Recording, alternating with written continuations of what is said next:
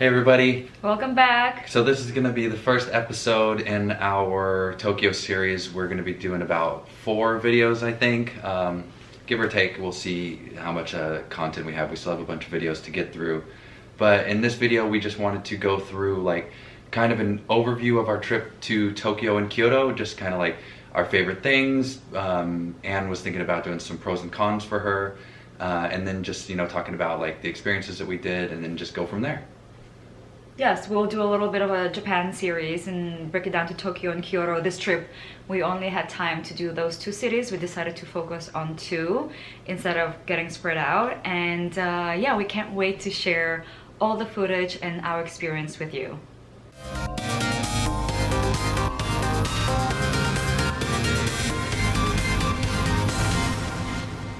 Okay, so while we were there, it was a lot of walking, it was a lot of train rides. We didn't do any taxis in Tokyo. It's such a walkable city. Everything is super convenient. It doesn't matter if you're taking a bus to a train station or walking to a train station. Everything is super convenient, everything is super close, and it's really convenient. You just have a little train pass on your phone that works for the subway, it works for the JR rail lines, it works for the buses. We used Suica card, and you can just download it onto your phone, just buzz it when you're getting onto the train, getting onto the bus, and it's just really easy to get around. My biggest concern about going to Japan around this time was the fact that it was winter and it was cold, and that's the reason why I haven't been to Japan for so long. Because usually around this time I go to Vietnam to visit my grandmother for Lunar New Year. But it's been a long time, and I was just tired of postponing, and I decided to take a risk and go to Japan even in winter. And the fact that it was a walkable city made me more concerned, but I'm so glad that we still went. And yes, it was cold, so be prepared if you ever plan to go during during the winter. But if you're dressed warm, it should still be a lot of fun. And we really lucked out on the weather, so it was actually much warmer than we anticipated, warmer than Paris in December, and we were prepared for Japan to be even colder than when we were in Paris last month, a couple of months ago. But yeah, it ended up being perfect, and it barely rained, and I didn't even have to use my scarf or my hat that I packed or like really thick sweaters, and the weather was beautiful, and there was still a lot of life, as you will see in our videos. And we even caught some blossoms, right, like cherry blossoms and prune blossoms. And yeah, walking was not tough at all, because sometimes when you go to cities that are walkable in winter, it can get so cold that you just get tired of walking around. And I think we had that in Paris, where we would like get so cold that we would have to pop into the store and just try to spend more time indoors. But we didn't have this problem at all in Japan, and we spent a lot of time outdoors with no problem. Yeah. And it's a big relief too when you get into the metro, because once you're on that train, the heater is coming up from under the seat, and it ends up being too hot where you're having to like take layers off once you get onto the trains.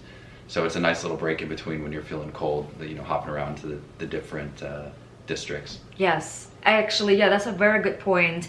So if you go in winter, make sure you layer, because they do have a very good heating system in the trains and also in department stores and just indoors. So you will end up feeling really hot if you're wearing a super chunky sweater that you can't take off. So make sure that you layer so you can be comfortable and take off your jacket and take off the scarves and not sweat when you're indoors in restaurants too. Oh, I guess now I just want to talk about some of my favorite experiences, and then we can go over to Anne's favorite experiences. So this is my second time traveling to Japan, and this trip was definitely more fruitful for me, I would say, because I was able to, pick out more things that I knew that I wanted to do that I didn't get to do last time. And for me, that was having like fine dining experiences. Last time I was there, I just ate a lot of fast food. I was eating at the convenience stores. So last time it was like quick ramen shops, yakisoba, just like all the flashy stuff from the sidewalk. I would just go and eat it. But this time we were definitely able to plan out better because Anne Friend gave us a bunch of recommendations. You know, we did some research and picked out places to eat. So we were able to have very fine dining experiences for affordable prices too, because in Tokyo and Kyoto, I don't know about all of Japan, but just the places that we've been, it is extremely affordable in comparison to what it would cost us here in the US. Like we were eating, you know, Wagyu for both of us, a, you know, 8 to 10 course meal. It was, you know, affordable in comparison to what that would cost us here. So I think my highlight was definitely food. Second with Jonathan about food, just fine dining was very exquisite because, you know, it's interesting to hear you go eat in convenience stores and stuff, but that's like our different approaches. Like when I travel or even when I'm home, I want to make sure that I'm going to a good place, that because if I'm eating, right, like I just feel like I want to make sure that it's a good experience. Hold on, let me clarify here, because you're saying make sure it's a good place and good experience. Japan in general is known for how good the food is at their convenience stores. You go into 7-Eleven, you go into Family Mart, and the food is good.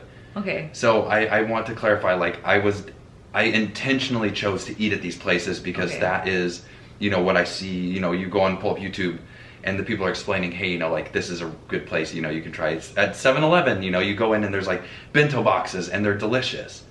Yes, but also like as a person that comes from countries, like a developing country, I know that sometimes the prettiest looking and the flashes, like tourist grabbing places, are not necessarily the best places.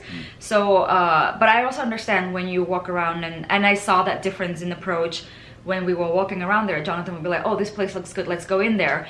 But I also watched documentaries about Japan, and their best places are like a hole in the wall that look like nothing from the outside. And actually one of our best omakase experience was exactly that. We literally had to take a train to some residential neighborhood that looked like it wasn't like a city center. It wasn't like there was no shopping or bunch of restaurants around. It literally felt like we were walking to somebody's house, and it, like when we entered, we were still like, are we in the right place? Is this just somebody's home? It literally was a house that they converted into a sushi bar in the entry area. Yes, and that ended up being like a very famous omakase chef that my Japanese friend recommended. So I knew better than, you know, so I wanted to make sure that I, like, because you know when you travel you only have a limited amount of meals, so I wanted to make sure that I actually make time and intentional about like experiencing something like that. But we also left plenty of rooms to just,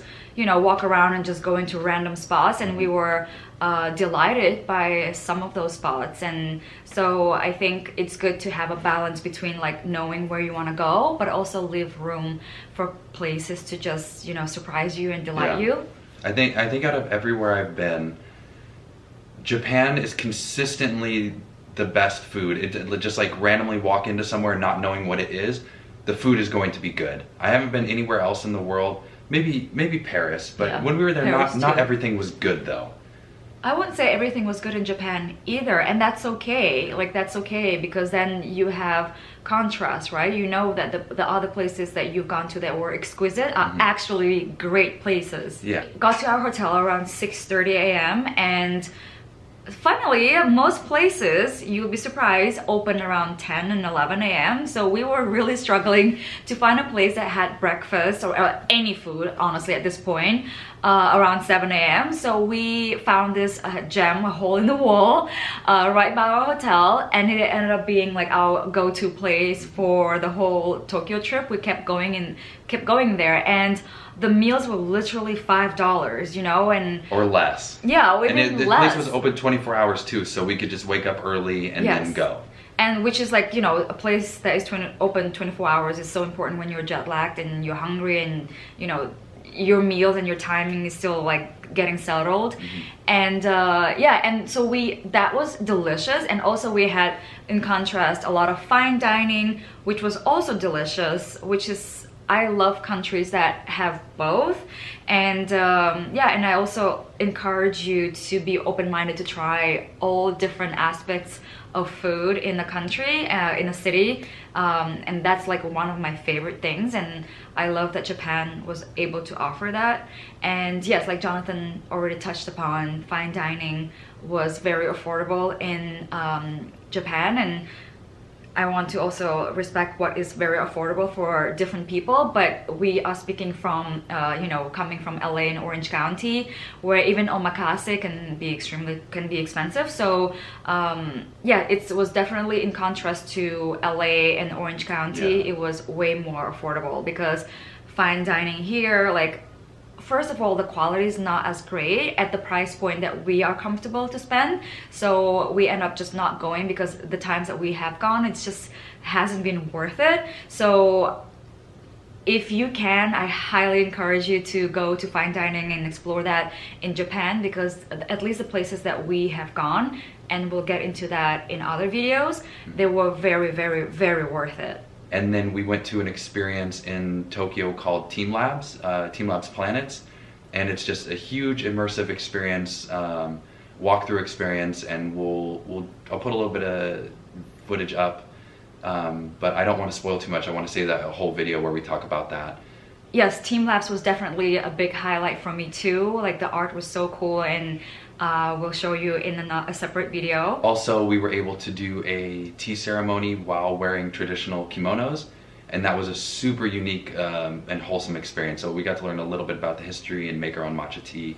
I also loved all the beautiful tea rooms that we got to go into, not necessarily even like just traditional Japanese, but just like abundance of cute tea places that you could sit in and enjoy some hot beverage when you're tired, you know, walking, and you don't necessarily want to eat food yet. So in the US, so tea and desserts. yeah, tea and desserts, exactly. Because in the US, sometimes I feel like we lack those cute places where, you know, you might want to go with your girlfriends, and you want something cuter than just Starbucks or a quick coffee stop, or you might not want to have drinks, like alcoholic beverage. So I really appreciated about Japan. There were so many beautiful tea and dessert places. And this last time I was in Kyoto, but also this time was very special because I got to see different temples. But the whole purpose of going to Kyoto for me was to explore temples and shrines, because there's a lot of rich culture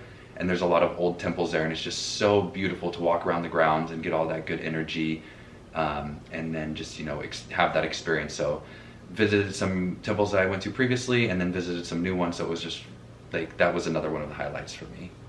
yes, temples were breathtaking, so many beautiful temples, and we really enjoyed going into exploring different beauties. And yeah, some were like more gold and some were more black, and it was just very interesting to see different styles of temples, even within one, you know, Buddhism, and just in Japan, right?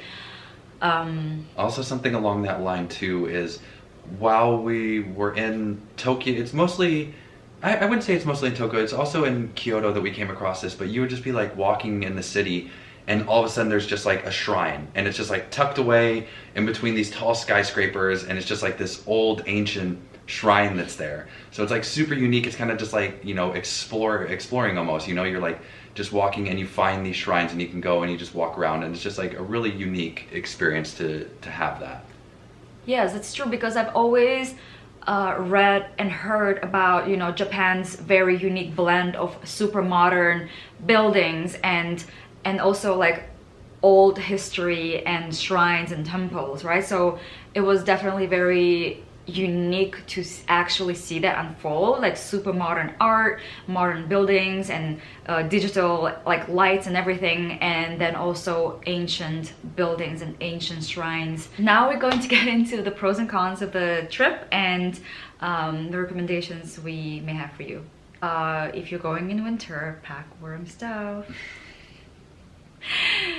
Be warm and layer. Also, if you're using public transportation, do not buy the passes that are for a week unless you are intending to travel across the whole country. because that's where they get you. To expand and clarify on that, she's referring to the JR Rail Pass that you can buy. You can do, I'm not sure the exact time frames, but it's like a 7-day or a 9-day, and then like a 14-day and a 20-day. Don't quote me on those numbers, but for the shortest term one, it costs like $350, I believe. And the way that I calculated it is, you need to be taking the bullet train more than just one way and back from Tokyo for it to anywhere come close to being worth it. Because we took the bullet train, we took the Shinkansen from Tokyo to Kyoto and back for both of us, and we used the transit system the entire time for both of us, and it still ended up costing less than the total would have been for the JR Rail Pass for just those 7 days. And we were in Japan for more than 7 days anyway, so it would have ended up costing us extra having to pay on the regular transit card. Prep your transit card before you get to the metro station. That's a good recommendation. Yes, and also buy on your phone, because it was very convenient to just have it on our phone and then click it in and out every time we entered and exited the station, instead of having to look for a physical card and also line up and buy the physical card. You don't have to do that. You can just do everything on your phone. This is the card. It's called, it might be reversed, I'm not sure, but it's called Suica. Okay, if you're a health nut like me, just let go of like being health conscious and what food you're eating, because which brings me to like, you know, that's like one of my cons. It was extremely hard to find vegetables in Japan, and at some point, like, I mean, whenever I travel, I in general try to let go of like too much like trying to be healthy. So yeah, just embrace the Japanese cuisine and just, you know, go with the flow and yeah, enjoy the foods. And one of my favorite things about Japan were desserts. Their desserts were so freaking delicious. I have a major sweet tooth, but like every dessert we've had in Japan was absolutely incredible, and everything from crepe cakes to like crepes, and like very different from crepes in Paris or everywhere else in the world. And the ice creams and choux pastries is just like unlimited, and it was just so yeah, just so embrace it and enjoy it. Jonathan apparently only has pros because he loves Japan, and Japan just can't do any, can't do no wrong in his eyes. As far as I'm concerned, I don't have anything negative to say. This is the second time I've been there, so I've spent a total of, I don't know, 18, 20 days there. And, you know, I know it's always blissful when you're on vacation, and I've always wanted that, you know, that was my first international trip, and as a kid I'd always wanted to go. So it holds a special place in my heart, and I think I'm biased. So I know Anne has a different experience than me, but I just love everything about it. Good, so let's go into it. Yeah. Pros, you start.